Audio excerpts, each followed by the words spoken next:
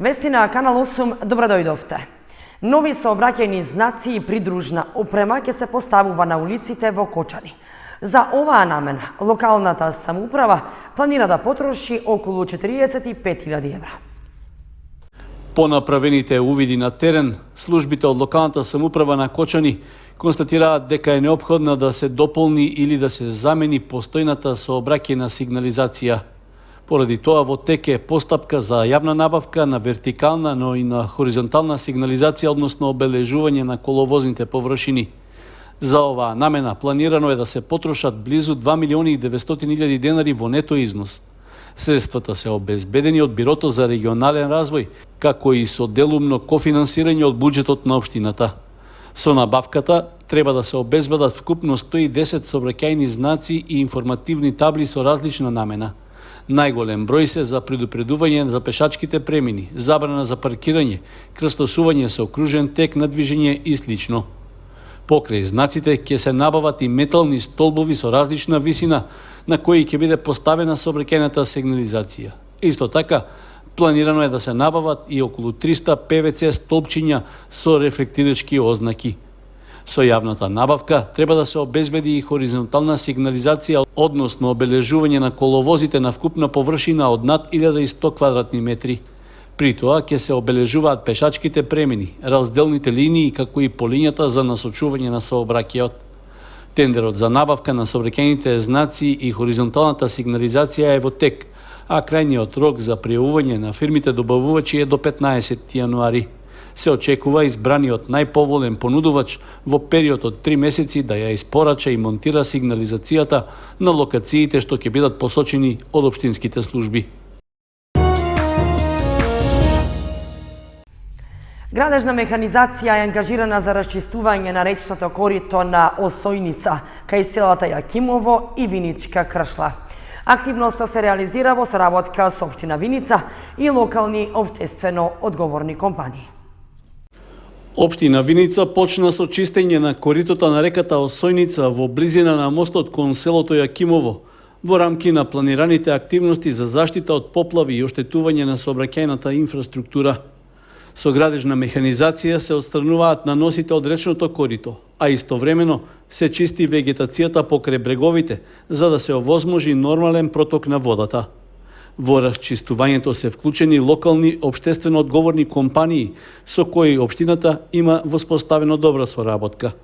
Речното корито на Осојница кај селото Јакимово се чисти во договор со компанијата Јованов Транс од истото село, која ја обезбеди потребната механизација. Со оглед на поволните временски услови, целта е подготвено да се дочека пролетната сезона кога има висок водостој и треба да се спречи оштетувањето на носечката конструкција на мостовите. Ваквите активности произлегоа како насоки од последниот работен состанок со подрачното одделение за заштита и спасување, за да се превенираат евентуални поплави на земјоделските и другите површини. Веднаш по чистењето на речното корито на Осојница кај селото Јакимово, работници и градежна механизација ќе бидат ангажирани и на делницата кај мостот кон селото Виничка Кршла. Оваа акција ќе се реализира во соработка со општествено одговорната компанија Гран Уни Инвест од Виница.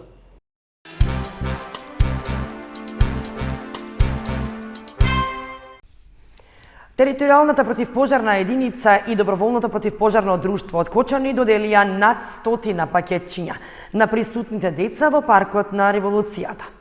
Целта на настанот е преку забава на најмалите да им се приближи пожарникарството како професија. Територијалната противпожарна единица во координација со доброволното противпожарно друштво од Кочани реализираа предновогодишна активност во паркот на Револуцијата. Доделија над 100 пакетчиња, а целта на настанот, како што истакна командирот на територијалната противпожарна единица Драган Апостолов, е преку забава на најмладите да им се приближи пожарникарството како професија од рана возраст да стекнуваат навики за превенција, грижа и заштита на природното и материјалното добро. Оваа година, како за прв пат, организираме новогодишен настап. Територијалната противпожарна единица од градот Кочани заедно со доброволното друштво организираме новогодишен настан и со цел на настанот е доделување на пакетче за секое дете, преку кое сакаме да ги зближиме дечињата и запознавање со пожарникарството и да ги честитаме на сите среќни новогодишни празници. Ќе бидат доделени над 100 пакетчиња. Мислам дека секое дете кој ќе биде моментално во паркот ќе добие пакетче. Пакетчињата што се доделија на дечињата ги донираше доброволното противпожарно друштво, локалната самоуправа на Кочани и општествено одговорни компании. На настанот на најмладите им беа презентирани и 2 возила со кои интервенираат пожарникарите во случај на пожар. Од територијалната противпожарна единица Кочани додаваат дека вакви активности ќе реализираат и во иднина, а идејата е настанот да прерасне и во традиција. Во ретроспективата на годината што изминува на локално ниво, најпозитивни се поединичните постигнувања на младите во различни области. Нивните успеси се гордост, но и обврска на заедницата да обезбеди услови за натамошен напредок. Краткиот новинарски осврт на позитивните настани што беа покарактеристични во годината што изминува покажува дека поединечните успеси на нашите сограѓани од помладата генерација се главни обележја по кои таа ќе се памети. Таквиот заклучок дава оптимизам за перспективите на општествената заедница, која треба да им обезбеди соодветни услови за натамошно напредување, но и да го искористи нивниот потенцијал во иднина. Голема е гордоста од постигнатите резултати на осмоделеницот Владимир Грчев на надпреварите по информатика на домашно и меѓународно ниво. Неговите знаења во програмирањето во C++ го вброија меѓу најдобрите во државата, а дополнително признание беше што се најде во македонскиот тим за Европската и Балканската јуниорска олимпијада по информатика. Поддршката од Сдруженијето Бистри умови, од Сдруженијето на информатичари на Македонија, како и од дел од локалниот бизнис сектор, овозможија Грчев да напредува во очекување на неговите нови успеси во иднина. Меѓу младите кои со своите постигнувања веќе ги надминаа локалните рамки се и Макарија Иванова и Јован Цветанов, ученици по пијано во Основното музичко училиште Ристо Јуруков. Тие ги продолжија минатогодишните успеси кога освоија втори места на меѓународен надпревар во Италија. Иванова го освои и првото место на државниот надпревар по пијано, со што ја продолжува низата од награди и признанија во досегашното школување. Цветанов пак со своите одлични изведби исто така го сврте вниманието на публиката, но и на музичката јавност, а што не остана незабележано во пошироки рамки. Меѓу неговите успеси во годината што изминува е освоеното прво место на меѓународниот надпревар Полихимнија, чиј организатор е Сдруженијето на музички педагози. Позитивно обележје на 2023 година на спортски план без дилема е успехот на младиот Јован Манев, кој со право се најде меѓу најдобрите македонски фудбалски репрезентативци. Добиената доверба од селекторот тој ја оправда и со погодокот на надпреварот со Малта во квалификациите за Европското првенство. Неговиот успех веќе е поттик и за други млади фудбалери да го следат во натамошната кариера. Успехот на младите шахисти Јована Давидкова и Матеј Диванисов се наоѓа во низата позитивни постигнувања во оваа година. Давидкова, која веќе има меѓународно искуство, ја освои титулата државен првак за ученички од основните училишта. Сличен успех постигне и Диванисов, кој стана државен првак за ученици до 5-то одделение. Тоа само потврдува дека Кочани има млади таленти за продолжување на успешната шаховска традиција. Листата на младите кои ја одбележаат 2023 година не завршува овде, а истакнатите успеси на веќе споменатите не е со намера некого да запоставиме. Напротив, сите тие заслужуваат пофалби и честитки за постигнатото, што е дел од заедничката гордост на сите граѓани на општината, но и пошироко. Во четвртокот вечерта во мултикултурниот центар Драги Трајчев ја промовираше стихозбирката Патување. Издавач е библиотеката Искра, промоторка и рецензентка беше Аника Илиевска Ѓоргиева.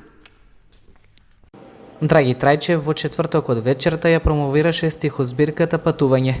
Содржани се 68 песни кои претежно се од црковен карактер. Тој ги пишувал песните околу 2 години, а мотивот да ја создаде книгата представуваат деновите поминати во кошмари, болка и тага. Промоцијата се одржа во големата сала на мултикултурниот центар. Именно пред неколку години изнадојдоа во животот искушенија, бродоломи, падови и така во тоа време се сретнувам со многу волни мигови и кошмарни денови, но бидејќи милосивниот Бог се грижи за доброто на сите нас, па така и на мене ми подаде рака и ми избави од темнината и од мракот, бидејќи Спасителот кажал без мене не можете да правите ништо и ние кога луѓето го имаме Бога во себе, само тогаш во животот имаме се. Доживувањето тој период се поместени во стихозбирката Патување. А иначе тие се претежно написани во монастирот Свети Симеон Столпник, во знак на благодарност, а тоа е, значи, на потреба да му се заблагодариме на Бога што ни има помогнал. И пораката на вечерашна промоција ќе биде таа, најпотребно нешто во животот ни е Божјата помош. Трајчев има објавувано своји раскази во Млад борец, поезија во студентски весник. Тој е автор на радиодрамите Кученце, Митралезот, Летување и Прв ден во планината, како и на радиодрамата за возрастни Туѓина, сите емитувани на брановите на Радио Скопје. Автор е и на драмата Променливо на облачување, а во 2012 година ја има објавено и збирката песни Живопис. Издавач на последно промовираната стихозбирка е библиотеката Искра, лектор и уредник беше Љубинка Ајтовска, промоторка и рецензентка магистер Аника Илиевска-Ѓургиева.